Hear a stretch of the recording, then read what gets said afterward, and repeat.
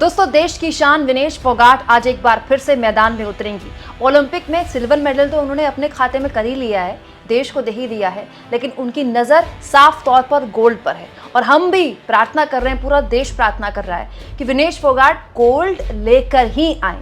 लेकिन इन सब के बीच दोस्तों, विनेश फोगाट ने जो संघर्ष हाल के दिनों में किया है, हमें उसे भूलना नहीं चाहिए। और हमें नहीं भूलना चाहिए कि विनेश फोगाट के संघर्ष का आईटी सेल ने न केवल मजाक उड़ाया था, बल्कि उनको बदनाम करने के लिए कोई कसर नहीं छोड़ी थी। आज विनेश फोगाट ने जब देश का नाम रोशन किया, ओलंपिक में देश में इतिहास रच दिया, तो न केवल विनेश फोगाट ने सबको मुंहतोड़ जवाब दिया है, बल्कि उनका पहला बयान भी सामने आया है। दोस्तों, ओलंपिक में इतिहास रचने पर क्या बोली विनेश फोगाट और उनका कौन सा बयान वायरल है, वो सब कुछ मैं आपको बताऊंगी। लेकिन सबसे पहले मैं आपको आईटी सेल का वो गंदा खेल दिखाती हूँ जिसे विनेश फोगाट ने चीर दिया है। याद है ना आपको दोस्तों, जब विनेश फोगाट अपनी साथी महिला पहलवानों के साथ दिल्ली के जंतर मंतर पर बीजेपी के पूर्व सांसद बृजभूषण शरण सिंह पर यौन उत्पीड़न के आरोप लगा रही थी, लगातार संघर्ष कर रही थी और उनके टेंट को उखाड़ा जा रहा था, दिल्ली पुलिस उन्हें मिस हैंडल कर रही थी, तमाम तरह की तस्वीरें हमने देखी थी। गोदी मीडिया के एंकर उनके इनाम की बोली लगा रहे थे, बता रहे थे कि सरकार ने उनको कितने इनाम दिए, अपने इनाम वापस लौटा दें। अब तो खैर इनामों की झड़ी खुद सरकार ही उनके आगे लगा देगी। लेकिन इस खेल को याद कीजिए दोस्तों, विनेश फोगाट को जब प्रदर्शन के दौरान पुलिस ने हिरासत में लिया था, तो विनेश फोगाट अपनी साथी महिला खिलाड़ियों के साथ बस में जा रही थी और उन्होंने खुद अपने बस में होने की, हिरासत में होने की जानकारी सेल्फी लेकर सोशल मीडिया में शेयर की थी। और उस सेल्फी के साथ, उस फोटो के साथ आईटी सेल ने कितना गंदा खेल खेला था। विनेश फोगाट की उस तस्वीर को फोटोशॉप किया गया था, उस तस्वीर को एडिट किया गया था और विनेश फोगाट के सीरियस चेहरे को, जिसमें चेहरे में दुख था, उसमें मुस्कुराहट लाई गई थी, झूठी मुस्कुराहट। दोस्तों, ये सब कुछ किया गया था ये दिखाने के लिए कि इन लोगों को तो कोई फर्क ही नहीं पड़ता। दोस्तों, आज विनेश फोगाट ने उन तमाम आईटी सेल वालों को मुंहतोड़ जवाब दिया है। विनेश फोगाट के जवाब का भी मैं वो वायरल हिस्सा आपको दिखाऊंगी। लेकिन इसके अलावा दोस्तों, मिस्टर सिन्हा नाम के एक बहुत बड़े जानकार हैं स्पोर्ट्स के, बहुत मतलब इन्हें आप बहुत बड़ा ट्रोलर कह सकते हैं, ट्रोलरों का एक हेड कह सकते हैं। सोशल मीडिया में इनको बीजेपी के बहुत बड़े बड़े लोग फॉलो करते हैं, बहुत बड़े बड़े लोग। ये वो लोग हैं दोस्तों जो पूरा का पूरा नैरेटिव चलाते हैं सोशल मीडिया में बीजेपी के नाम पर। जब विनेश फोगाट ने बीजेपी के पूर्व सांसद बृजभूषण शरण सिंह पर सवाल उठाए, उन पर गंभीर आरोप लगाए, तब मिस्टर सिन्हा नाम के ये सो कॉल्ड जानकार, जो अपने आप को कितने बड़े जानकार बताते हैं, वो ये कहते हैं कि विनेश फोगाट दादागिरी कर रही हैं और उन्हें इंडियन टीम से सस्पेंड कर देना चाहिए। सोचिए, अगर ऐसे लोगों की बात मानकर विनेश फोगाट को सस्पेंड कर दिया जाता, उन्हें बाहर कर दिया जाता, उन्हें खेलने का मौका नहीं दिया जाता, तो आज एक मेडल से चूक जाता भारत। ये नहीं दोस्तों, मिस्टर सिन्हा नाम के ये महाशय इसी साल मार्च में बता रहे थे देश को कि बजरंग पुनिया और Vinesh Phogat national trial miss कर चुके हैं और उन्हें अब इंडिया की तरफ से ओलंपिक में रिप्रेजेंट करने का मौका नहीं मिलना चाहिए। यही नहीं, मिस्टर सिन्हा आगे लिखते हैं कि अंजू नाम के एक युवा खिलाड़ी ने 10-0 से विनेश फोगाट को हरा दिया और विनेश फोगाट को तो खेलने में कोई दिलचस्पी नहीं है, उनको तो पॉलिटिक्स में दिलचस्पी है। अब जब विनेश फोगाट ने मेडल जीत लिया है और वो गोल्ड पर अपनी नज़र गड़ाए हुए हैं और आज उनका मैच है, तो यही मिस्टर सिन्हा क्या लिखते हैं, silver is confirm but she will win gold for sure, what a comeback. क्या गजब का कमबैक है। विनेश फोगाट का सिल्वर तो पक्का है, लेकिन अब वो गोल्ड जीत कर मानेंगी। क्या बात है दोस्तों, इसे कहते हैं एकदम से जज्बात बदल जाना, हालात बदल जाना। यही नहीं दोस्तों, यही महाशय मिस्टर सिन्हा जिन्होंने 2023 दिसंबर में विनेश फोगाट, साक्षी मलिक और बजरंग पूनिया जब प्रदर्शन कर रहे थे बीजेपी के पूर्व सांसद बृजभूषण शरण सिंह के खिलाफ, तो इनके जो इनको इनाम मिला है सरकार की तरफ से मेडल जीतने के बाद, उसके बारे में भी बात कर रहे थे कि देखिए, साक्षी मलिक को 10 करोड़ मिले, बजरंग पूनिया को 6 करोड़ मिले, विनेश फोगाट को 5 करोड़ मिले। तो अब ये जब अपने सारे इनाम सरकार को लौटा रहे हैं, तो अपना जो ये राशि मिली है, इनामी राशि, वो भी लौटा दें। दोस्तों, ऐसे तमाम लोगों को विनेश फोगाट ने मुंहतोड़ जवाब दिया है। हिंदुस्तान टाइम्स ने बजरंग पूनिया, जो इस पूरे संघर्ष में, जब वो जंतर मंतर पर संघर्ष कर रही थी, लगातार अपने अवार्ड्स वापसी का ऐलान कर रही थी, एक वक्त में तो विनेश फोगाट अपने गंगा में अवार्ड्स बहाने को तैयार थी, वो तो उनको रोक लिया गया था।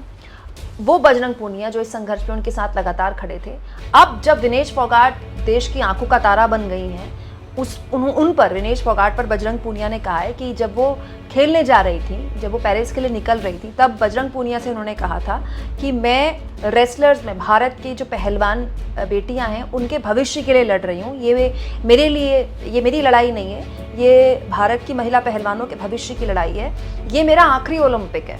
मतलब विनेश फोगाट ने ओलंपिक में जाने से पहले कह दिया था ये मेरा आखिरी ओलंपिक है, मेरा करियर अब डन हो चुका है, ख़त्म हो चुका है, लेकिन मैं देश की युवा महिला खिलाड़ियों के लिए लड़ना चाहती हूँ और उन्हें बताना चाहती हूँ कि पहलवानी एक बहुत ही सेफ खेल है, बहुत सुरक्षित खेल है। इसीलिए मैं जंतर मंतर में गई थी और इसीलिए मैं यहाँ भी जा रही हूँ, पेरिस भी जा रही हूँ।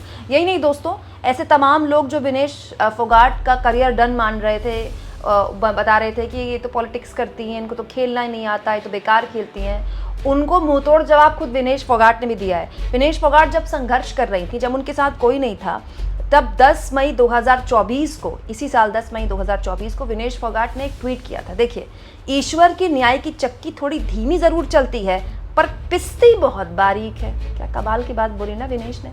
इसके अलावा दोस्तों, विनेश का एक और पोस्ट है जो कि सोशल मीडिया में बहुत वायरल है। ये मई 2023 का उस वक्त का पोस्ट है जब विनेश फोगाट ने दिल्ली के जंतर मंतर पर प्रदर्शन किया था और उस प्रदर्शन को बहुत बुरी तरह से हैंडल किया था अमित शाह की दिल्ली पुलिस ने। बहुत बुरी तरह से मिस हैंडल किया गया था विनेश फोगाट और उनके साथी महिला खिलाड़ियों को। तब विनेश ने लिखा था, दरिया अब तेरी खैर नहीं, बूंदों ने बगावत कर ली है, नादा ना समझ रे बुज़दिल, लहरों ने बगावत कर ली है, हम परवाने हैं मौत समा, मरने का किसको खौफ यहाँ, रे तलवार तुझे झुकना होगा, गर्दन ने बगावत कर ली है।